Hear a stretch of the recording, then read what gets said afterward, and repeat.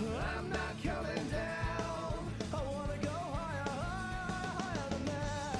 This is Write Your Own Story, 3 Keys to Rise and Thrive in Life and Business. I'm your host, Rebecca Fleetwood Hession. I know you're not supposed to have favorite kids or favorite clients, but I'm going to tell you that today's episode might be my favorite so far.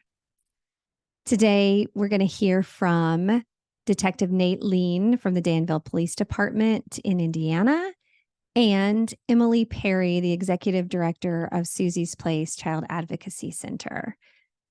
And this episode has a dual message in it. One is we never really know the ripple effect of our stories or our impact. We can say something and it gets carried to so many people that we never often get to witness that or understand our impact. But today, you're going to hear how Emily's story had a significant impact on Detective Nate Lean and his family. And it just lights my heart on fire. I can't wait for you to hear it. But the other thing that you'll hear in this episode, and we're just coming off of April, which was Child Abuse Prevention Month, and every day is a good day for child abuse prevention. So you're going to hear from these two just some really good reminders and practical, tactical things that we can do as parents, as good humans, as corporate leaders that can help in this fight to make sure that every single child is safe. Here we go. I'm so excited to bring this episode to you today because it picks up where the last line of my book leaves off. It says, "We won't change the world with data, facts, and control, but we will change the world with the power of our stories." And today's episode is a very special one where we get to learn what happens sometimes with our stories when we are courageous enough and vulnerable enough to share them. So I want to welcome to the show my good friend, Emily Perry from season 2 of Rise and Thrive, and her friend, Detective Nate. Nate, how do you pronounce your last name? I forgot to ask before we hit record. It's a lien, just like a lien on a property. You've said that more than 100 times in your life, I'm sure at this point. Every time I say my last name, I say that. I'm glad we could just bring that to our listeners today, too. Thanks for being here. So every year, I host an event called Stand Tall in Your Story, which is a result of a 7-month experience called Rise and Thrive. And Emily, you were in season 2. I was. And so that was 2 years ago. Yes. You stood on stage and told your story. Tell our listeners just kind of the highlight reel of your story and the experience of allowing yourself to be vulnerable enough to tell it. And then I'll include a link in the show notes so that people can actually go back and watch the actual story. But just set us up a little bit with what was the story that you told 2 years ago on stage? Yeah. So my story really was about my experience growing up in the 80s with a really shitty haircut and being an overweight kid and struggling with what that meant for me and kind of the traumas that came along with that, along with some other things that were happening in my life at the time.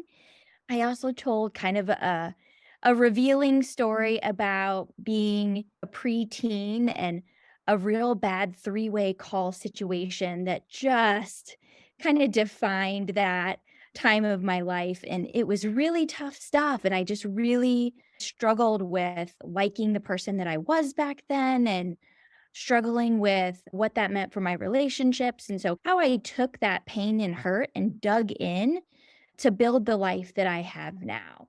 And so in my talk that I did on stage with you, I talked a little bit about how I had used those hurts and kind of buried them away put my life into action and really was striving for success and to build this organization and had experienced a lot of that success as an adult. But what it really came back around to was learning how to love that little girl and not shying away from who she was. And even now, as I talk about it, it's just Yeah. 2 years ago I did this talk, Yeah. and I can still feel some of those like emotions bubbling up as we talk about it. So, still, obviously, it's super real stuff. It rears its little head. And what was so interesting was I thought that experience was done after that talk ended on stage that night. I was like, okay, close the book on that. I've ticked it off the list. My vulnerability is over. And to my surprise, that is not what has happened. And so, because we do this event every year, the stories get shared again. The site that we use, standtallinyourstory.live, goes out again. And this time, and we shared it broadly 2 years ago, and we got lots of Yeah. amazing feedback, and it was a beautiful experience. But this time, when you shared it out on social media, I also noticed that you got a lot of comments and you got a lot of people that were watching your story again. And one of those was your friend and business partner, Nate. So, do you want to introduce how you work with Nate, Emily, and then Yeah. we'll hear from him about what happened next?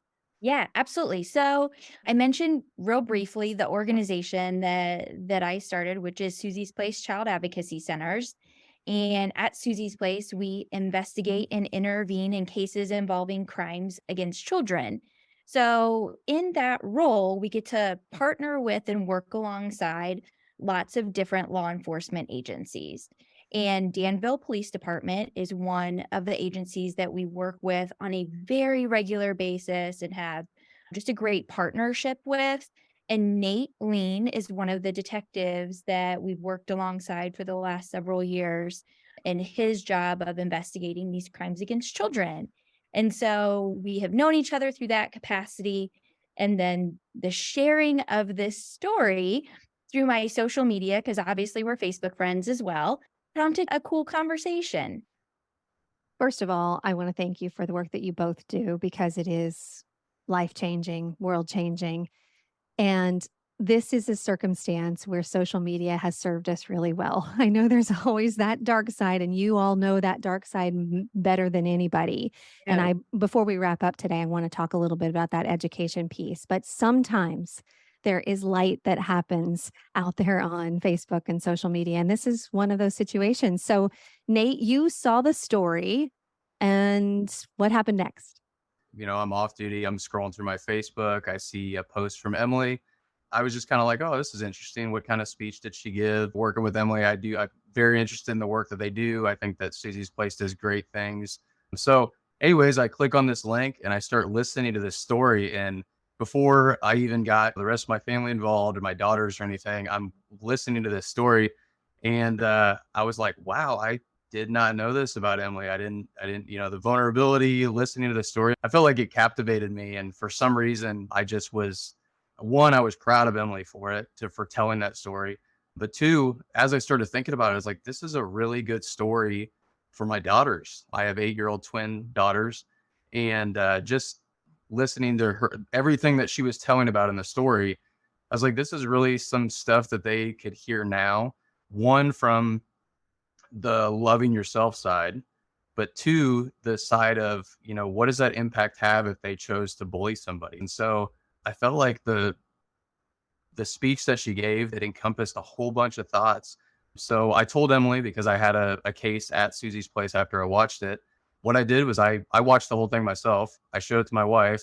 She loved it. And then I just sat down with my daughters and said, hey, you need to watch this. And it prompted a lot of discussion. Oh my gosh. Okay. I want to dig into a few things about this. I'm teary. First, when you watched that, Nate, what I heard was you were proud of Emily. And Emily, when you were processing the idea of telling this on stage, it was so difficult for you to think about standing up there and sharing that story. I mean, there were tears, Yeah. there were questioning everything. Nate, do you think less or more of Emily now that you've heard that vulnerable story? So much more. I mean, I loved Emily before, but it's one of those things that working together, going to Susie's place in that professional manner, we don't really hear these stories. And so for some of that stuff, it was just, I didn't know that side of Emily. I didn't know that that happened. And watching that video and her presentation of it was, I told her, I said, that was like perfect. The way you presented that, it was, I said, how many times did you practice that? It was perfect. And I want to use this example, this real life example, to illustrate to people that when we know the human side of our stories, even in a business relationship, it creates a tighter bond, more trust. It's the way that we further our business. It's not something that should be separate from our business. No, I'm not suggesting that you show up to every business meeting and tell a really deep, vulnerable story. But mostly, I don't want us to be afraid to share the human side of our stories because they are the way that we encourage and support each other. So this couldn't be a better example of why it's important to do so. So, Nate, when you shared it with your wife and ultimately your daughter, as you say, it sparked a lot of conversation. First of all, I want to say thank you. Praise God Yeah. for amazing husbands and fathers out in the world Yeah. that didn't just listen to it and be impacted by it, but said, hey, there is a ripple effect that I can use this for, and actually took action on it. So thank you. We need more of that in the world too. Tell us a little bit about the conversations that it started. Well, everybody knows in today's age, young girls, young boy, everybody, there's a lot of pressure in schools. There's a lot of pressures in sports and relationships and everything. And as my daughters are getting older, they're getting more friendships. And, this girl plays with this girl more than me. They're coming into themselves more and trying to figure life out. And I think that the discussions that we had were just based off of like body positivity and being a good friend to somebody, and your comments, the things that you say and the things that you do, the impact they can have on people, not Yeah. just in the moment, but well into the rest of their lives. And so Forever. just being a good person and a genuine good person, not just because that day it could affect them, but again, we just talked about the working relationships that I have with Emily and her past, and just trying to make sure that they're being good people, that they're thinking about what they say to other people, they're being positive about their life, positive about their bodies and their friends and their relationships. I love that. And what we forget as parents sometimes is that our children's worlds are pretty small, but this smallness is only in comparison to our bigness of the world and what we've learned about it. And when we can step into their world and realize that their friends and their school and their activities and their parents, that is their world. And we can dismiss it and say, oh, it's not a big deal. They'll grow out of it. It won't matter. Seventh grade won't matter when they're 40. That's not true. Right. Seventh grade still follows us around when we're 20, 30, 40, 50. And so you opened up such a beautiful opportunity to illustrate that with a real person, not just somebody that they didn't know or trust. So I think that's so important. Okay, I want to take this conversation to the work that you all do. And you mentioned that they're online, they're seeing things, they're having conversations with their friends online.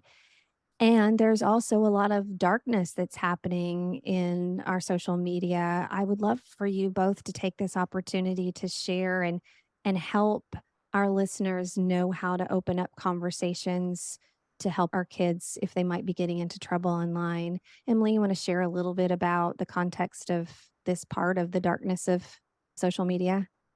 Sure.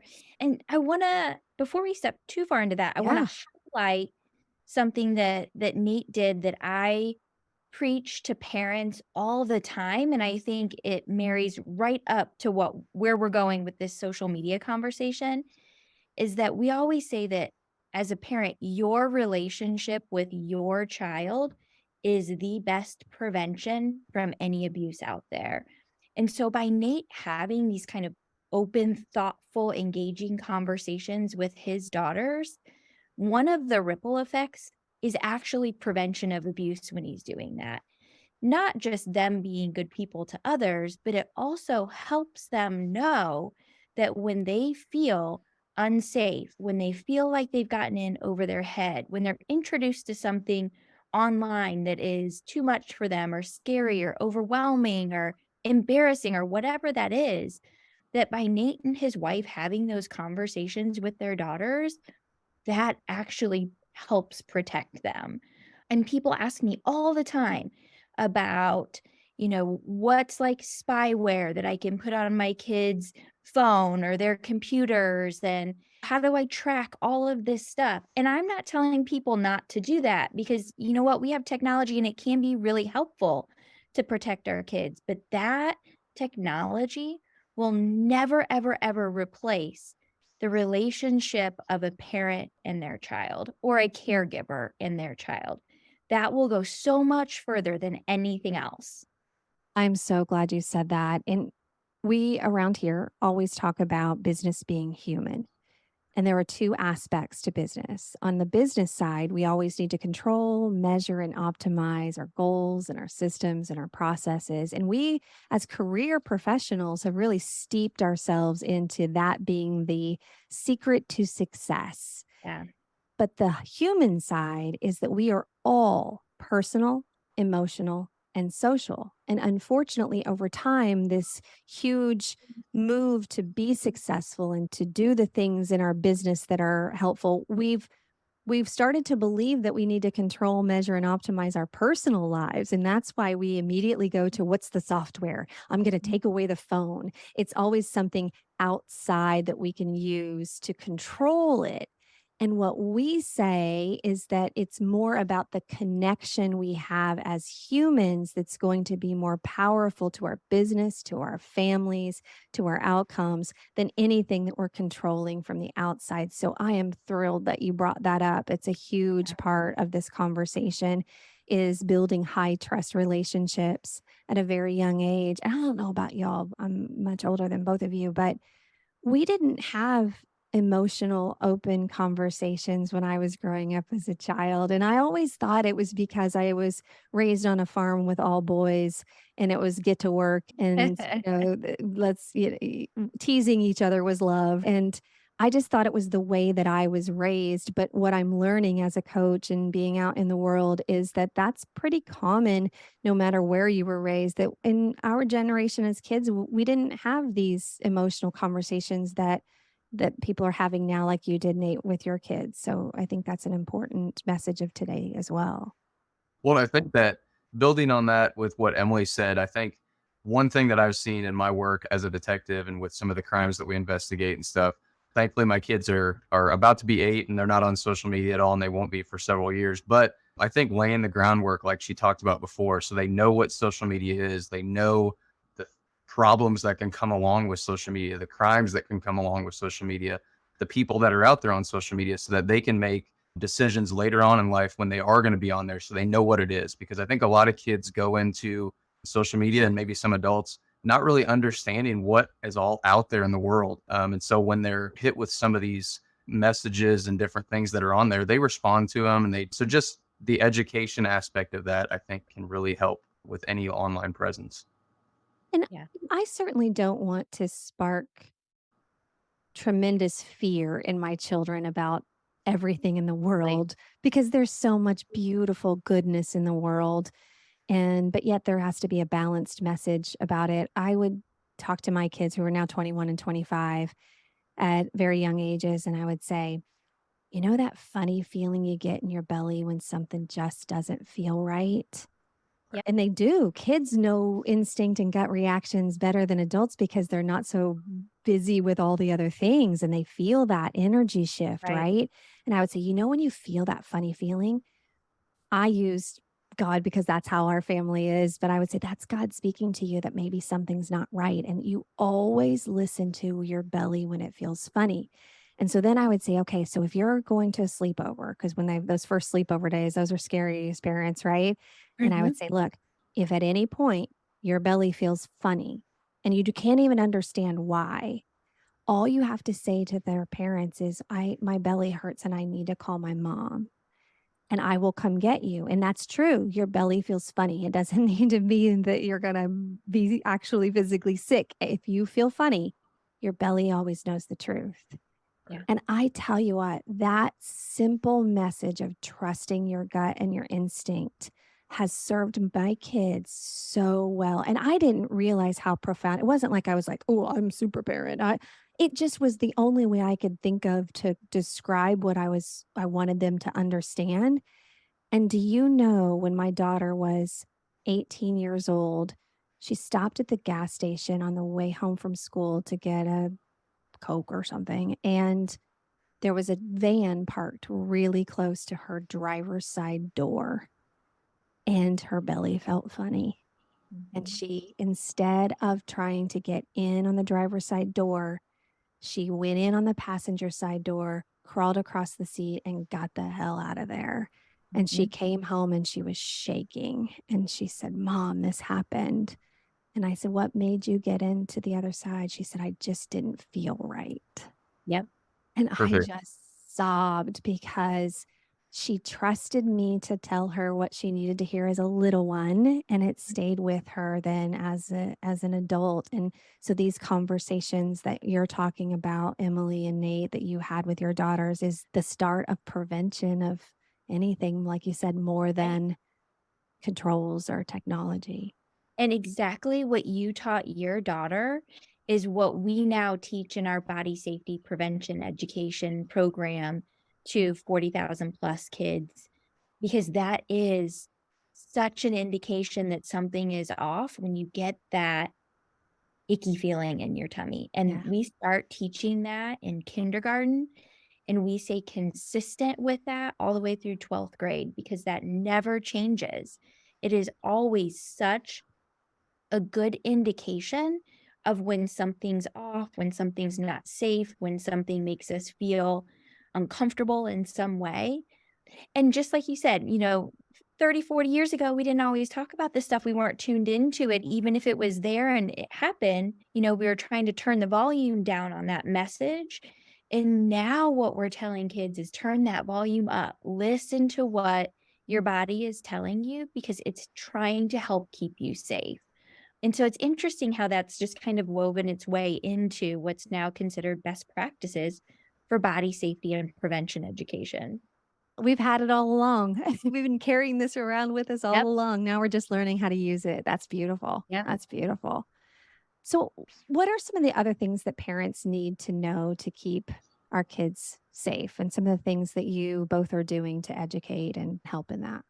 Well, I think that the work that if we go in relation to what Emily and I do, crimes against children, different stuff like that, I think that that education aspect is very important again. So Emily and her crew do body safety stuff in the schools, getting parents to actually read some of the pamphlets that get sent home, actually paying attention to some of these, not so much the signs and stuff that are going on, which they do need to do that, but the information that's sent out. I know the social media pages we were talking about interacting on social media and some of the bad things that are out there. But the good things are pages like Susie's Place and the Danville Metropolitan Police Department page, where we put out social media campaigns to let people know to report things. If it doesn't feel right, if it doesn't seem right, tell somebody about it, report it to local law enforcement, report it to the Department of Child Services, talk to somebody at Susie's Place or a teacher. Just getting that education out there to the kids that they can talk to somebody, that there's trusted adults out there, knowing who those trusted adults are. Another option for this, because I know my kids are 21 and 25, and I do not miss this backpacks or the school information. There's not 1 second of my life where I want to go back to that. So it is overwhelming at times. And so we can look for other ways to help spread that awareness. Most of the people that listen to this podcast are business professionals, leaders. If you get a piece of information in your kid's backpack and you think, oh, wow, that's important, it could be you take that into your next leadership meeting or wherever you're meeting with other parents and just say, hey, I got this from my kid's school and I think it's worth sharing this information. We don't have to limit ourselves in how that information gets shared. So I just wanted to maybe inspire people to take some of that information on your website and share it in places that maybe they hadn't thought about. The other thing that is a real option, I have some tips and then I have an option for you. I'll do the option first. In the workforce, the vast majority of adults out in the workforce either have children or are connected to children in some way. And so we have been getting invited into businesses and organizations more and more and more often now to do our Stewards of Children training, which is an adult prevention education training so that adults are better equipped to identify risky situations for kids, minimize the risks of children becoming victims, and also how to like react and respond in a trauma-informed, responsible manner when kids do outcry about abuse or if abuse is suspected. And so, whereas historically we've done that in like mostly churches, youth serving organizations, sports organizations, we're now seeing those invitations coming from bigger corporate organizations that are saying, hey, this is affecting the people that work for me. Because when a parent has a child that's going through trauma and abuse, that's real hard to be at work. And so if we can support those folks on how to navigate this, how to prevent this, how to support their kids and get the support that they need as well, that's just going to make for a better environment for everyone. Wow. I didn't realize that. We didn't even set that up. That's Yeah. great. I love Yeah. And that. so what we're seeing is we're getting these invitations and doing these kind of engagements in these organizations. And then all of these adults that are hearing this are coming back to us saying, oh, well, my child's involved in this sports organization and I think they need to hear about it. Or how do we do background checks and set up a child abuse policy around contact in our youth group at church? Yeah. And so we're seeing kind of the beginning of that conversation happening in bigger corporations and organizations, and then that ripple effect out. Oh, I love that. I've always said that commerce is the best format for community if we use it well. Yes. Yeah. Mm. And you know what? It's so much easier because it is hard to get, you worked all day, you get home, you don't want to look through all the stuff in your kid's backpack. You get 20 emails already from the school. You don't want to watch that extra 5-minute video. But if we're building that into the lunch and learn at work, kind of works a little better. 100%. So that's just an option I'm going to put out there. In terms of tips, this is what I would say. With young children, and I'm talking mostly about childhood sexual abuse here. Other abuses it's applicable to, but this is where we're going to focus. With young children, we've already talked about how important conversation and relationship is, but we need to give young children the correct words to talk about it when they need help. So we can't shy away from the word penis and vagina. Like these are words that we have to be comfortable with as parents. We can't confuse kids by calling a vagina a cookie or a brownie or a pocketbook or something Right. that someone like myself who's trying to help doesn't understand. Right. Because your vagina is just a body part. Right. Let's give these kids the tools to be able to talk about it when they need help.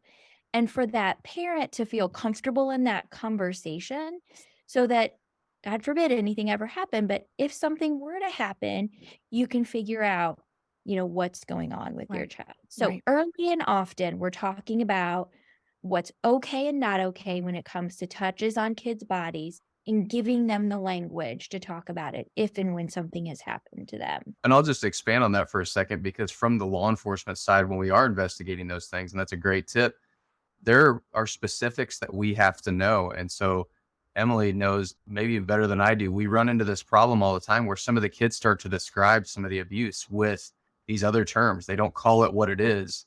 And so we're trying to figure out like what exactly happened to you, because they're using terms that if you put this up in front of a court, they may not understand what the kid's talking about because the language isn't there. So that's Oh, perfect. that's so important. When you get to court, there has to be very clear communication so that you Right. can prosecute. Oh my goodness. Yes. Yeah. So that's one tip. The other thing that I would say, when we're stepping into this kind of social media online risk factors, there is so much sextortion and exploitation that's happening through the internet currently with young kids all the way through our teenagers.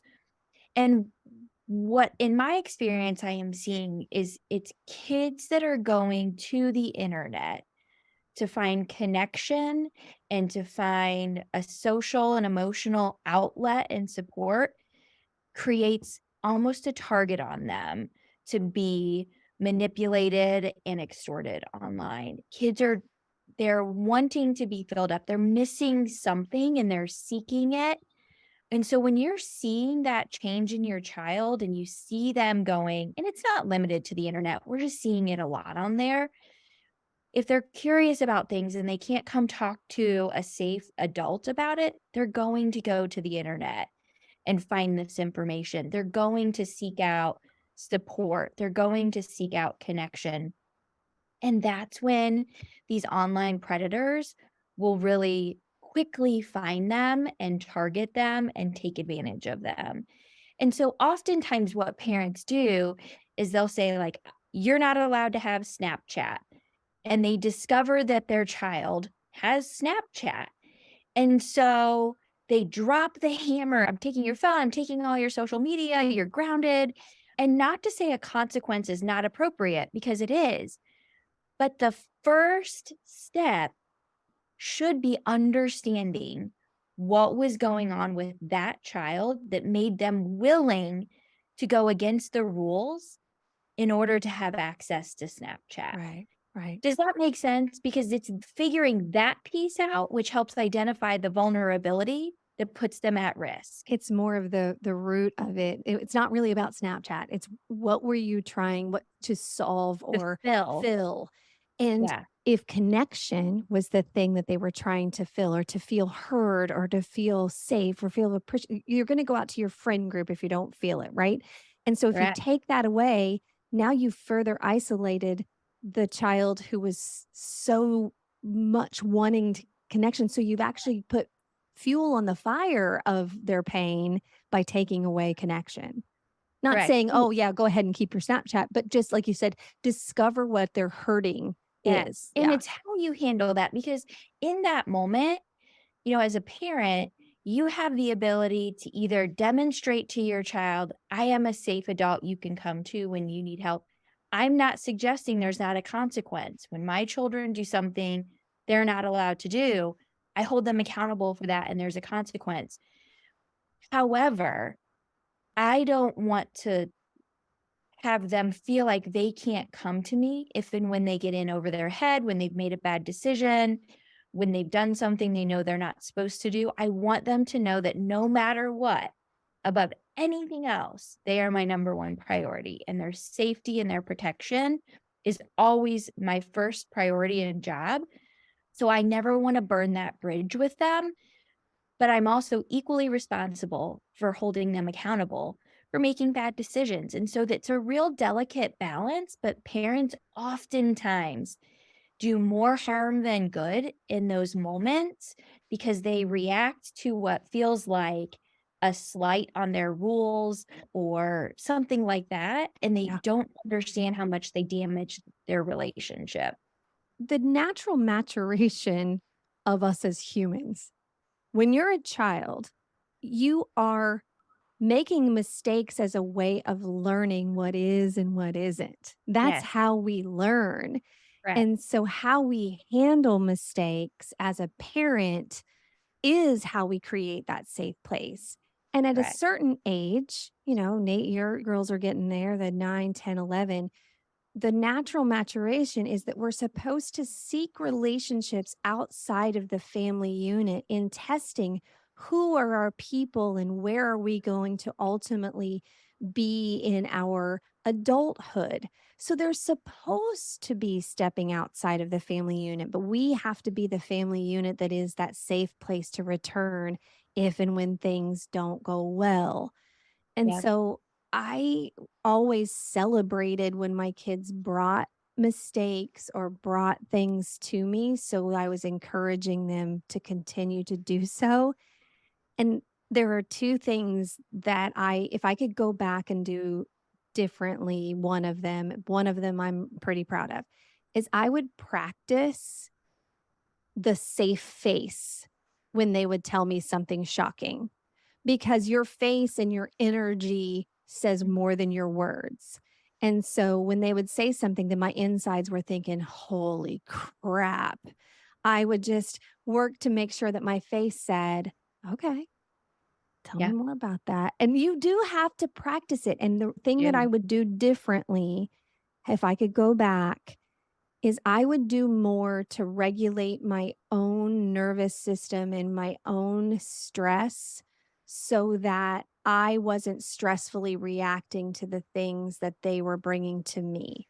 Because Mhm. as parents, we are so busy that when kids bring stuff to us, sometimes it's the last straw on a really rough day.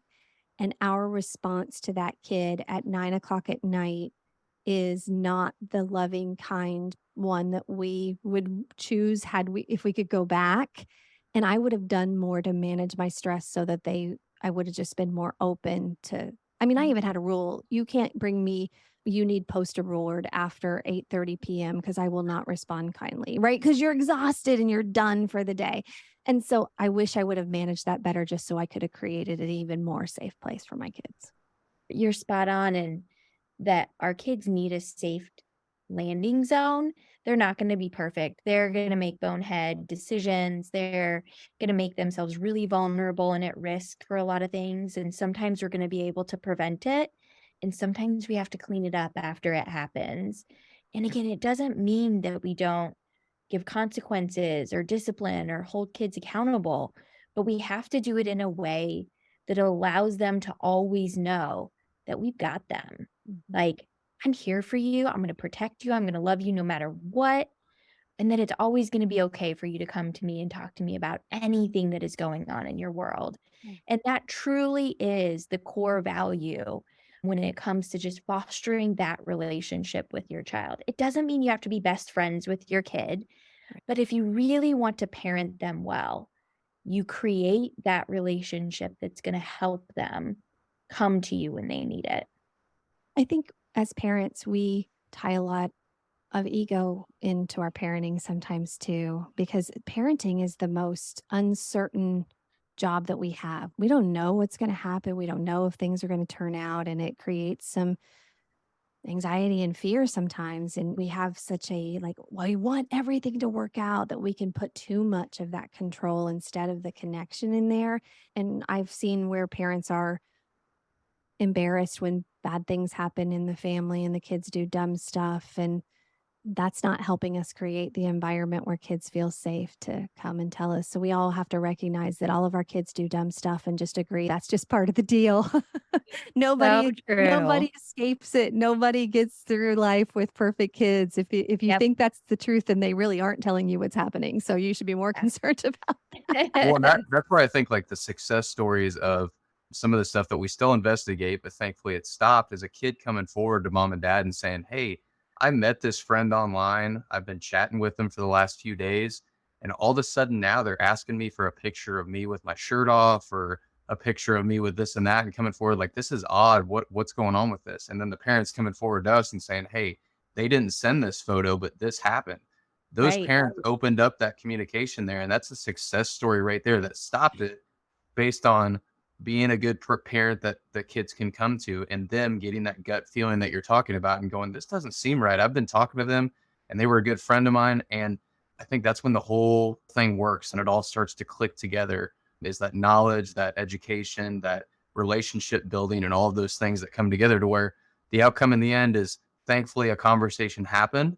It's not that the parent needs to get completely upset and say, you're never on social media ever again, but they can have those discussions, they can work through it, and then that won't happen again. Maybe those online relationships of somebody they have no idea who they are, that won't happen again. Yeah. In fact, that's the kid that you want to be online because you can trust them to come to you when something doesn't go well, right? So instead of saying you'll never be online again, that's the one you trust Right. to say thank you for being honest and Yeah. sharing that. Exactly. And that's what is called sextortion, right? So when someone kind of holds hostage for, like, explain that more to people. Yeah. That was something really interesting to me that I had never heard until you taught me. Yeah. It's something that's a little newer, I think, in the world. For parents especially, we've probably known about it in crimes against children a little longer than the general population. But really what it is, someone online soliciting a child for nude or inappropriate pictures, images, videos, and then using that content to extort the child for either additional pictures, videos, content, or what we're seeing even more commonly now is financial stuff. So they're hooking a young child. I'd say probably 9 to 16 is probably the zone that we're talking about. There it could be a direct message of something as simple as hey, and that child responds and is like, "Hey, what's up?" And this conversation starts. They ask for a nude picture to be sent. In that moment, the child doesn't think much about it, sends the nude, and then all of a sudden that goes from one nude picture to asking for, if you don't send me a $500 gift card to this whoever location within this time frame, then I'm going to send this nude picture to everyone in your contact list. Or I went online and I pulled your parents' information and I know where your mom and dad live. I'm going to come to their house and I'm going to show them this picture of you if you don't give me their banking information. And that is what sextortion is. It's taking that content and then using that information to extort more photos, videos, images, or financial resources. Which is such a, oh, it just makes my stomach hurt. And the kid in fear now has a trauma response. And so if you're noticing that your child is more withdrawn or just acting not themselves in some way, Yeah. that's when you Yeah. start asking questions, Yeah. right? Any sort of distinct change in behavior, hiding social media, compulsively on their phone, using their phone at all hours of the night when that hasn't historically been an issue. Self-harming behavior is something. These kids get in this situation and they get in over their head and they don't know how to get out. They don't know who to tell. They're embarrassed. They're ashamed. They know that they probably shouldn't have done it in the first place and they don't know how to make it stop. And it can really spiral out of control very, very, very, very quickly. And Nate and I were both in a meeting a couple weeks ago when we were doing a case review meeting, and the whole morning we talked about the fact that we had gotten, I don't know, what was it, 6 or 10 cases of sextortion reports in within the last 24 hours. Yeah, it's taken off. It's for whatever reason it's taken off, and these cases are extremely hard to investigate, extremely hard to track the people down that are doing it. And it's the amount of crimes that are occurring that are doing this for whatever reason are just exploding right now. And it's probably the social media era. It's just everybody's on social media. And again, those messages, just that simple hey, starts these things, and it just spirals, like Emily said, out of control. And out of those that were reported, how many more do you think didn't get reported? That's just a Oh. symptom of a Yeah. much bigger reality. Absolutely. Yeah. Yeah. We barely scratched the tip of the iceberg on what's going on the internet. So our focus really can't be necessarily, we're never going to investigate our way out of those cases. It's never, ever going to happen. So our focus really has to be in prevention and then educating families, parents, teens on how to handle it when it's happened, because we're not going to get the accountability piece criminally, but we have to get the healing and recovery piece right. Oh, that's so powerful. In responding in, like you said, a loving, kind way when they do bring it to us, because guilt and shame never in the history of the world has proven to be a great motivator to joy and peace. And the battle of good and evil will exist in the world until the Forever. end, right? And it's unreasonable for us to think that we are going to get rid of the evil that exists. Instead, we need to create the kind of safety in our families that allow us to deal with it as it comes. Yep. Where are the best places? Let's give your websites where people can get more education and start to share this more broadly, Emily, your site and what can they find there? So our website is www.susie's place, which is SUSIES place.org. And there they can find information about our prevention and education programs, our community outreach information, lots of just good resources and information about child abuse in general to become more informed. We'll also have hyperlinks on there to other resources and information. And then, if for some reason a child or family is in need of our forensic interview services, they will find information on there about that as well. The only way to get to Susie's Place for forensic interviews is through an open criminal investigation or through the Department of Child Services. So we don't take referrals from the general public for that program, but all of our prevention information is available to anyone that they think it would be helpful for. Awesome. Nate, anything that you would add in terms of resources for people?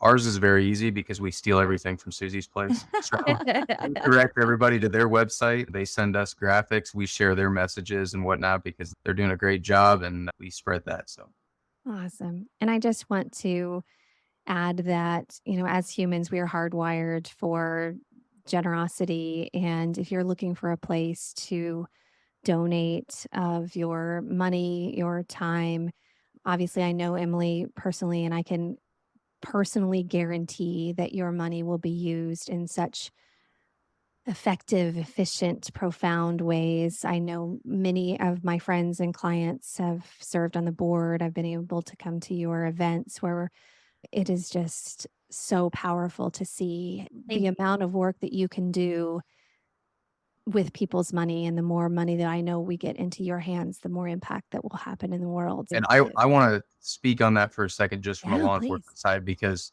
especially when you're talking about donations and what Susie's Place does, us in law enforcement, I couldn't do my job without Susie's Place.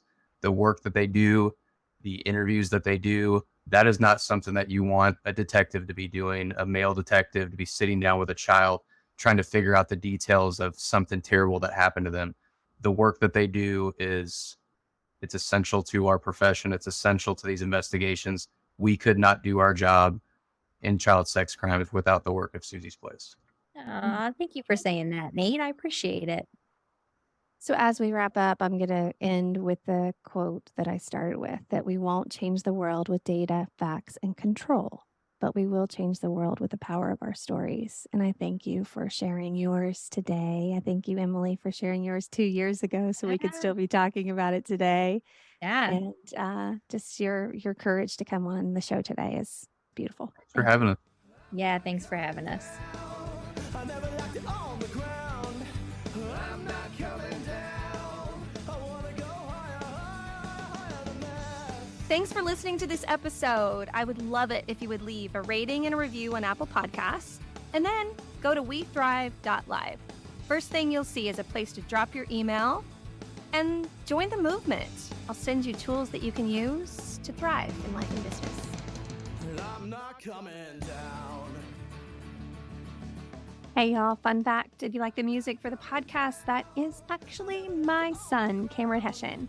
And I would love it if you would go to Spotify and iTunes and follow him and download some of his other music. My personal favorite is TV Land.